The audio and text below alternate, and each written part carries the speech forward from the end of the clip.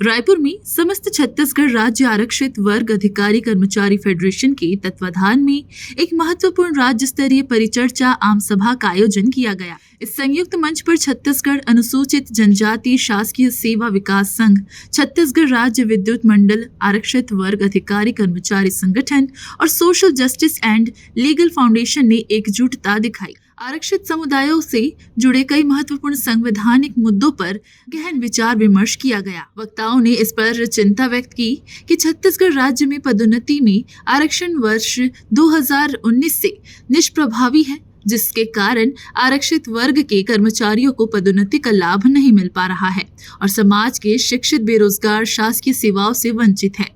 सभी सामाजिक संगठनों ने एक स्वर में मांग की कि शासन तत्काल पदोन्नति में आरक्षण नियम बनाकर इसे अधिसूचित करे। इस महत्वपूर्ण अवसर पर राज्यव्यापी संयुक्त जन आंदोलन को घोषणा किए जाने के प्रस्ताव है, जिसके माध्यम से आरक्षित वर्ग अपनी मांगों को सरकार और प्रशासन तक प्रभावी ढंग से पहुंचाएगा।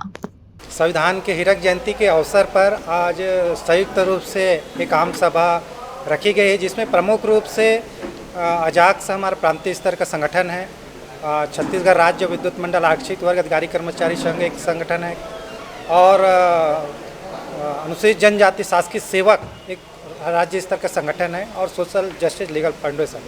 इन चारों संगठन के संयुक्त तत्वाधान में समाज प्रमुखों के बीच में, जिसमें गुरु बालदास भी उपस्थित है और प्रगतिशील समाज इस्लामी समाज के अध्यक्ष उपस्थित है, सर्ववादी समाज के अध्यक्ष उपस्थित है। ऐसे सारे हमारे जो घटक है अलग अलग जाति समुदाय के संगठन के समाज प्रमुख सब उपस्थित है।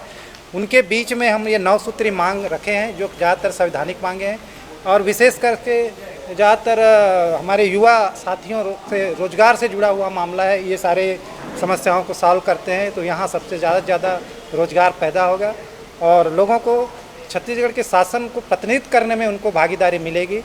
और इसके साथ चूँकि हमने कर्मचारी संगठन होने के नाते राज्य सरकार के बहुत कोड ऑफ कंडक्ट से जुड़े होते हैं। हमारे आंदोलन करने की एक रणनीति और एक सीमा होती है, उसको ध्यान में रखते हुए चूँकि सरकार को गठन करने में महत्वपूर्ण योगदान समाज का होता है। इस राज्य के बहुसंख्यक समाज हमारे इस निवास कर रही है, उनके समक्ष हम ये बात रख रहे हैं कि आपने ऐसा सरकार का गठन करने में योगदान दिया है, तो हमारी बातों को आपके माध्यम से सरकार के सामने रखी जानी चाहिए और उसमें मुझे लगता है कोई न कोई एक रणनीति अगले एक आध माह में बृहद जन आंदोलन छत्तीसगढ़ राज्य स्तर पर करने की बनेगी, ऐसा मानता हूँ। और इससे एक अच्छा एक बाबा साहब ने कहा है कि जो भी सरकार बनती लोकतंत्र में वो एक प्रातिनिधित्व युक्त सरकार होना चाहिए, मेरिट के बजाय जो रिप्रेजेंटेटिव गवर्नमेंट है वो ज़्यादा इफ़िशिएंट होती है।